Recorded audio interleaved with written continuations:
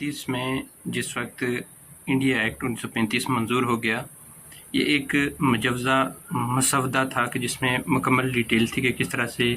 ریاست کے اندر، اسٹیٹ کے اندر کس طرح سے فیڈرل اور صوبے جو ہے وہ کام کریں گے۔ اس قانون کے تحت بر صغیر کے نظم و نسق کا آغاز ہوا۔ پھر اس کے بعد بر صغیر کے اندر کافی عرصے کے بعد، مغلیہ دور کے بعد، ایک جنگ شروع ہو گئی جو مسلمان اور ہندو کے درمیان تھی، کیونکہ کانگریس ایسی جماعت تھی کہ جو صرف خالص ہندو کے مفاد کے لیے سوچتی تھی، جبکہ اس کانفرنس کے اندر تمام جو مسلم لیڈر وہ بھی اس میں شامل تھے۔ اسی جماعت نے بنیاد رکھی دو قومی نظریہ کی کہ اسی جماعت کی وجہ سے مسلمانوں کے اندر بے چینی، بیرا روی اور ایک الگ اسٹیٹ کی جو کاوش ہے وہ ان کے اندر پیدا ہوئی۔ اس وقت کچھ جو لیڈر تھے، مذہبی اور سیاسی لیڈر تھے مسلمانوں کے، انہوں نے جہاد کا آغاز کیا اور ہندو کے خلاف برسر پیکار ہوئے۔ اس طرح سے انہوں نے یہ سوچا کہ جب تک ہم ایک الگ جماعت نہیں بناتے، ایک الگ پلیٹ فارم نہیں ہوتا، تب تک ہم کسی بھی طرح سے سیاسی میدان میں کوئی پیش رفت نہیں کر سکتے۔ اس وقت الگ جماعت کا تصور آیا اور ایک الگ جماعت بنائی گئی۔ قائد اعظم نے مسلم لیگ بنائی، اس کے کچھ نکات اور کچھ منشور انہوں نے لکھا کہ یہ منشور ہے اور یہ نکات ہیں اس کی پارٹی سٹرکچر کے لیے۔ اس پارٹی نے پھر مسلمانوں کو ایک پلیٹ فارم پہ اکٹھا کیا، مسلمانوں نے جدوجہد شروع کی، اس طرح سے مسلمان متحد ہوئے اور ایک پوری ایک پوٹینشل کے ساتھ مسلمانوں نے ہندو کے ہر پروپیگنڈے کا مقابلہ کیا اور ہر سازش میں ان کو منہ توڑ جواب دیا۔ بالآخر یہ جنگ اس حد تک چلی گئی تھی کہ جو ہندو تھے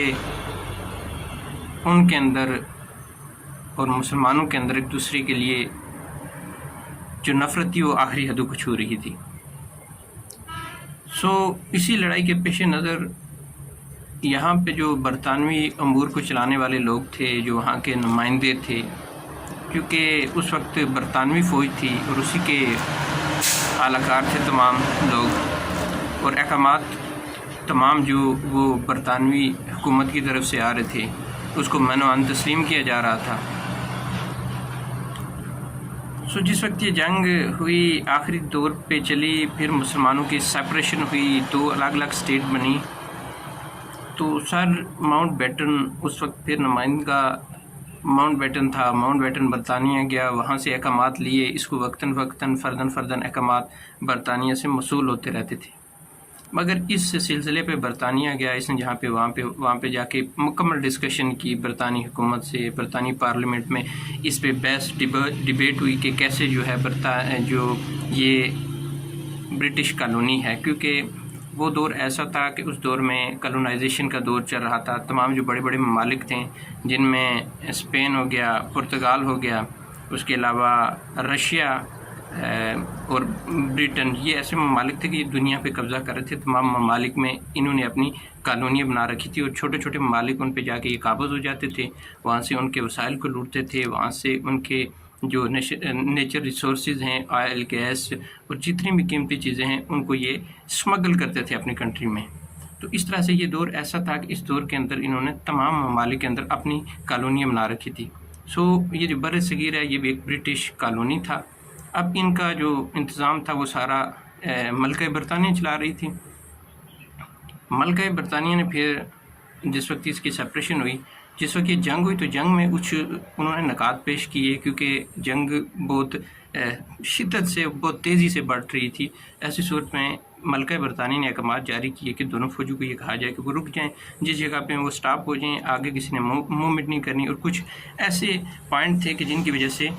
ان دونوں فورسز کو، دونوں جو مسلمان اور ہندو کی اس کی جنگ کو کم کیا گیا، اور پھر الگ الگ سپریشن ہوئی۔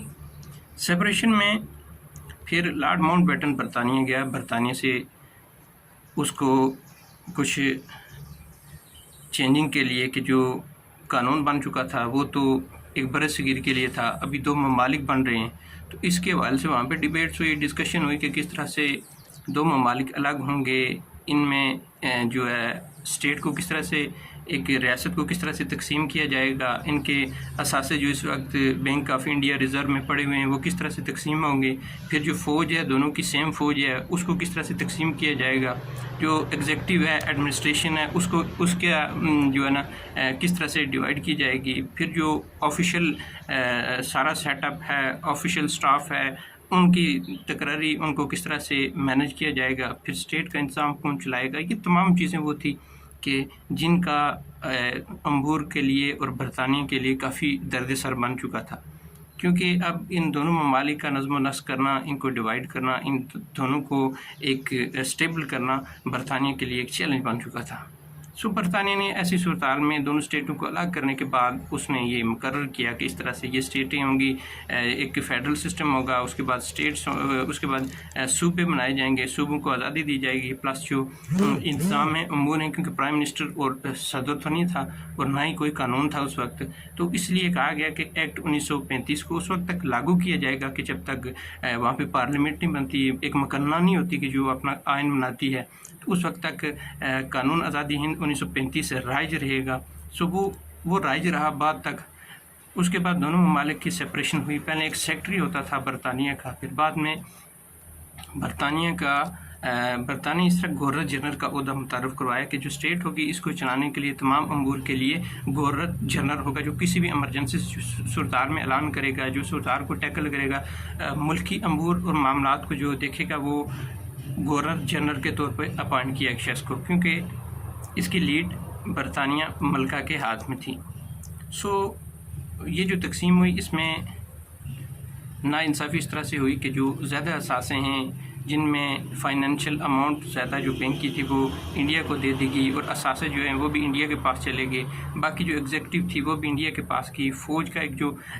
بڑا بجٹ تھا وہ انڈیا کو چلا گیا۔ اس طرح سے پاکستان کے ساتھ ہر شعبے میں، ہر سیکٹر میں ناانصافی ہوئی، پاکستان کو اماؤنٹ بھی کم ملی۔ پھر اس کے بعد پاکستان جس وقت بن چکا تو پاکستان کو کافی مسائل تھے، جن میں مہاجرین کی آبادکاری تھی، جن میں مالی مسائل تھے، اس طرح کی کافی چیلنجز تھے کہ جن کو لے کے پاکستان